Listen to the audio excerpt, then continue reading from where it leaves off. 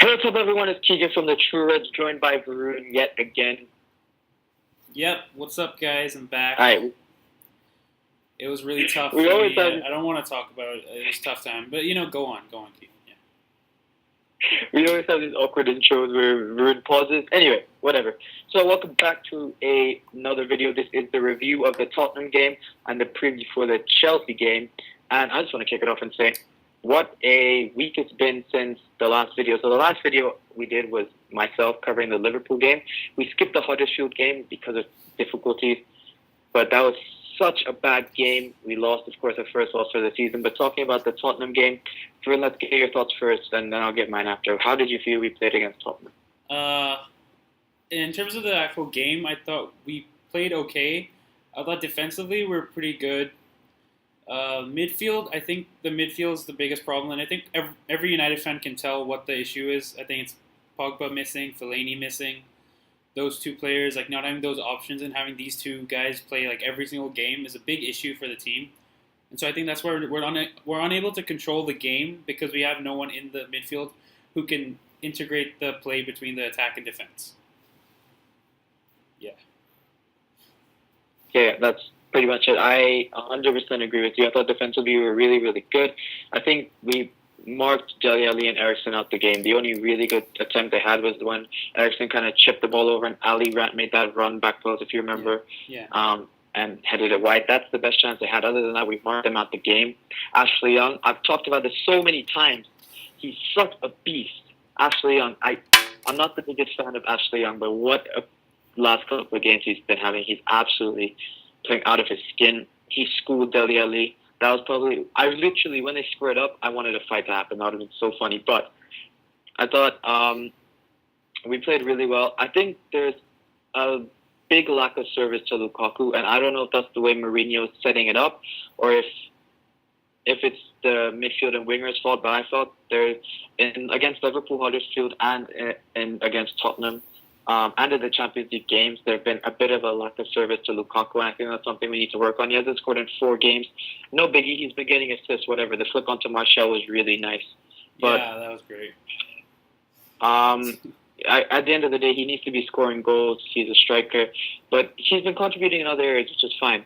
In terms of the Martial shot, I don't care if he scuffed it, whatever. It was a great... We needed that goal as a confidence booster after the Huddersfield loss, and it's a good way to bounce back. Just to talk about that Tottenham game, I thought Ashley Young was man of the match. Who would you have given it to, Vern? Probably. This is actually kind of tough. Yeah, I'll probably give it to Young as well.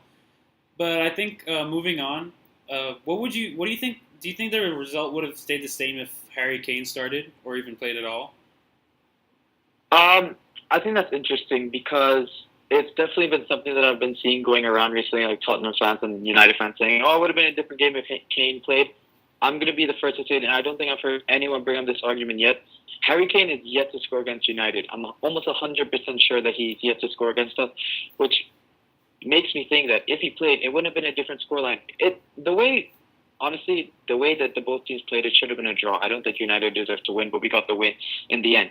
If Harry Kane played, I don't think it would have been any different. We may not have won, but we could have drawn the game, but we would have never lost. In saying that as well, I don't think Tottenham are a one-man team. I don't think they're Harry Kane FC or whatever Guardiola called them, but I don't think it would have made that much of a difference. And he's been in this blistering form in the previous seasons as well and still hasn't scored against us, so I don't think it would have made that much of a difference. What do you think?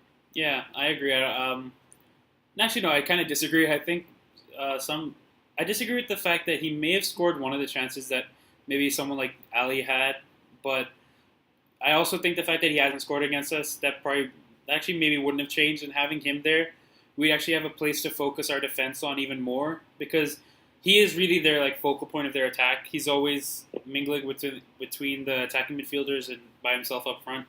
And so I think Mourinho would have had a plan if he did play. But yeah, I think the game was a fair result. It would probably have been a draw, but I think the game would have probably been the same or a draw if Harry Kane played. But moving on, what do you think about the Chelsea game? How are you feeling? What do you think the team's going to be? and so on. Okay, well, in terms of the Chelsea game, Sunday kickoff. We haven't been used to that for a while, but it's going to be interesting. I think the Mourinho Conte thing. Mourinho's been firing little shots at Conte in press conferences. And I think it'll be very interesting. I don't think it'll be a 4-0 like last season. I don't think it'll be a 2-0 win like we had last season. I don't think Herrera will pull out a miracle performance where he marks Hazard out of the game again. I think it'll be a 0-0 scoreless draw for two reasons. One, we set up to play that way against Tottenham and Liverpool.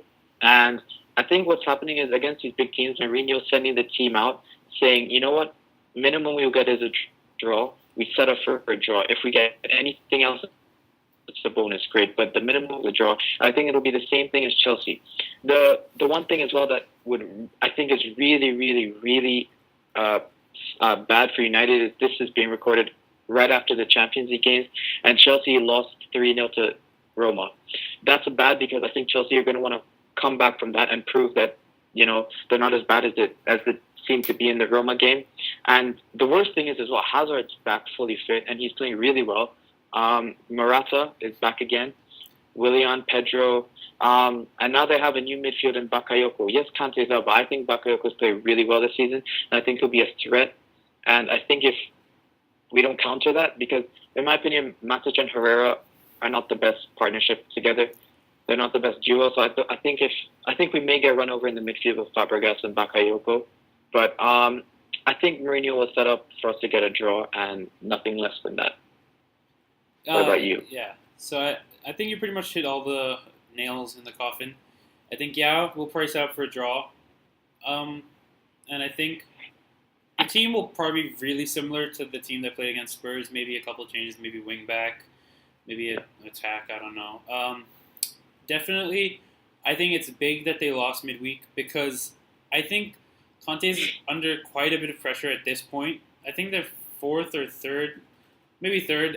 No, I think they're fourth. Third, yeah. Yeah, no, I think they're fourth. third. I think they're third. Third, yeah, it doesn't matter.